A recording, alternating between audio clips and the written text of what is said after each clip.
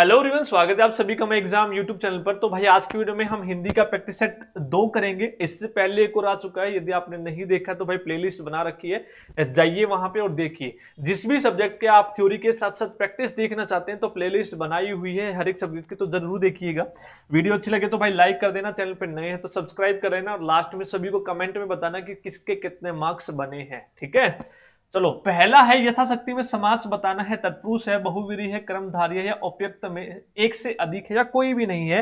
तो समास यदि आप देखना चाहते हैं तो ट्रिक से भी हिंदी की आप देखेंगे, हिंदी की ट्रिक की वीडियो भी मैंने डाली हुई है जिसमें 5 या 10 मिनट में पूरा समास आप लोगों को करवाया हुआ है, और मैराथन भी डाली हुई है जिसमें आपके पूरी हिंदी मैंने करवाई हुई है आपके हर एक एग्जाम के लिए जो इंपॉर्टेंट है। तो जरूर देखें भाई।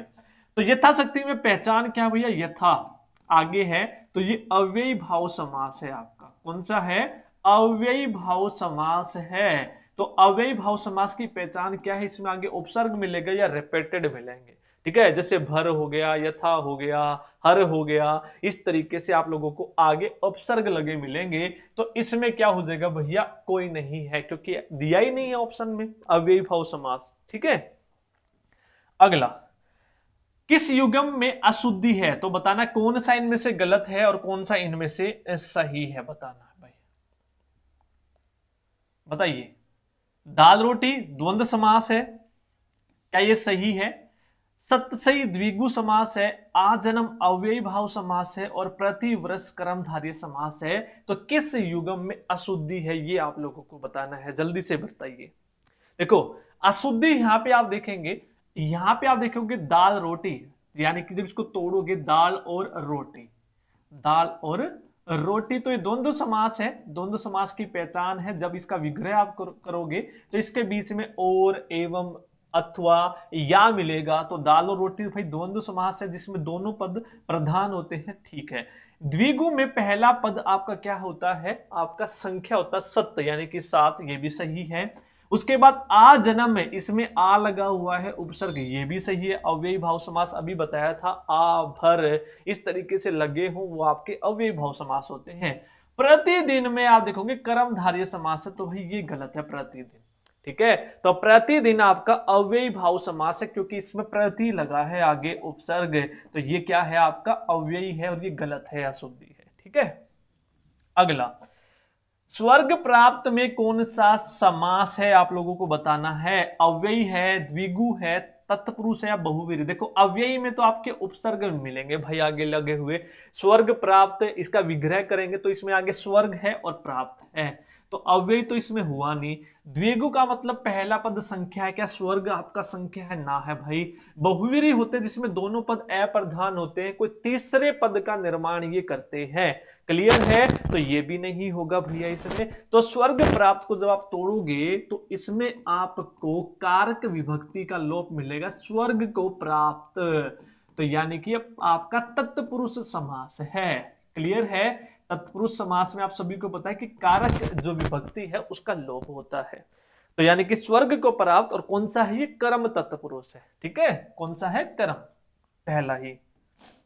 अगला, किस शब्द में तत्पुरुष समास है? जल्दी बताइए। तत्पुरुष समास है, देखो, दौड़, धूप, मधुमक्खी, ठीक है, त्रिभुवन या पीतांबर, कौन से में आपको बताना तत्पुरुष समास है? जल्दी बताइए।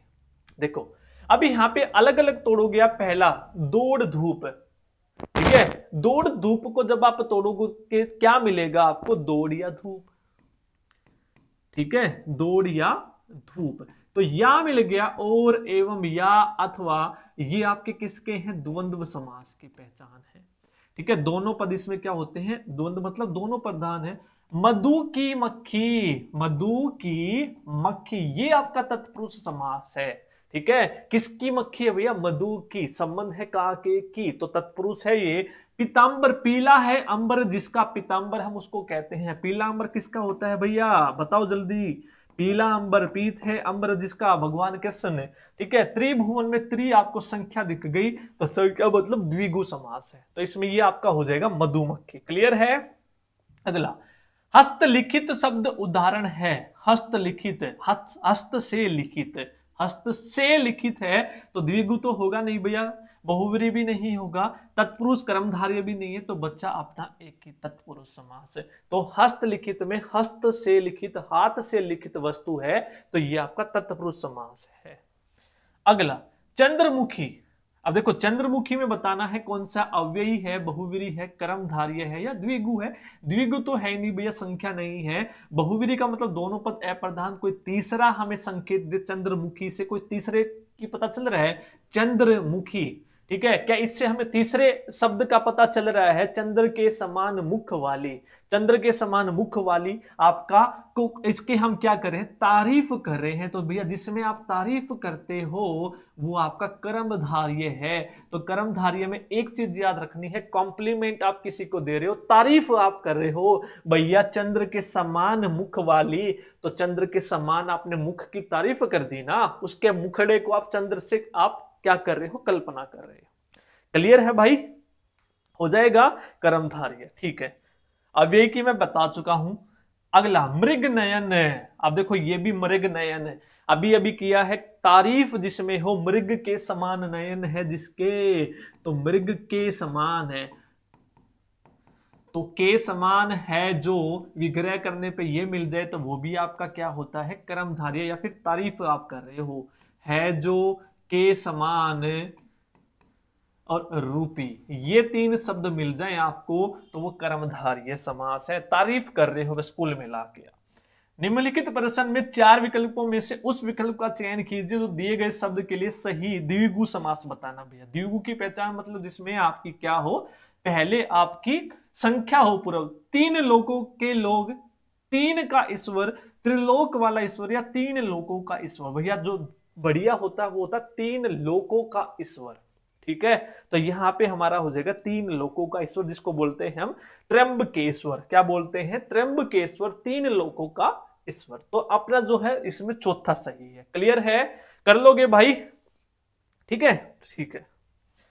नेक्स्ट, जिस समास में दोनों पद समान रूप से प्रधान होते हैं, अभी मैंने बताया था दोनों पद जिसमें प्रधान होते हैं, द्वंद्व, द्वंद्व मतलब दोनों, द्वंद्व मतलब दोनों। तो ये भी याद रखना भैया, दत्तक पुत्र वाला मैंने ट्रिक से याद करवाया था, उत्तर कौन देगा, दत्तक पुत्र देगा। तो जिस पद का उत्तर पद प्रधान होता है उसमें तीन समास होते हैं, दै, तय और कह वाले। कह आपका कर्मधारय, तय तत्पुरुष और दै द्विगु, ये तीन है जिसमें उत्तर पद प्रधान होता है, ठीक है। उत्तर मतलब बाद वाला, एक होता पूर्व जिसमें दोनों होते हैं वो द्वंद्व होता है। अव्ययी में आपका पूर्व पद प्रधान होता है, पहले वाला, ठीक है। द्विगु में भी मैंने आप लोगों को बता दिया है, ये रहा द्विगु, उत्तर पद प्रधान होता है, इसमें पूर्व होता है, इसमें दोनों, और इसमें कोई भी पद प्रधान नहीं होता, कोई तीसरा पद इसमें प्रधान होता है, तीसरा पद भाई। तो ये भी प्रश्न पूछ लिया जाता है, ठीक है। तो सारे के सारे याद रखेंगे।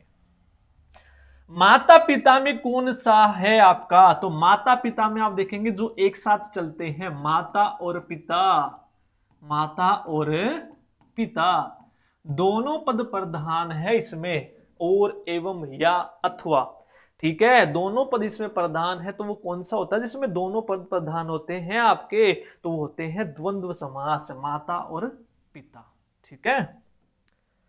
अगला नीलकंठ शब्द में, तो भैया नीलकंठ बता दो, अगर इसमें बहुव्रीहि ना होता ऑप्शन में नीलकंठ, तो हम तारीफ कर रहे हैं भैया, कॉम्प्लीमेंट दे रहे हैं, नीला है कंठ जिसका, तो हो जाएगा हमारा कर्मधारय। लेकिन यहां भी बहुव्रीहि है, तो बहुव्रीहि होने के कारण इसका आंसर हो जाएगा बहुव्रीहि। क्यों होगा, क्योंकि नीला है कंठ जिसका, नीला है कंठ जिसका, तो ये तीसरा पद इसमें आपका क्या हो जाएगा, प्रधान, ये दोनों पद अप्रधान हो जाएंगे, नीला और कंठ।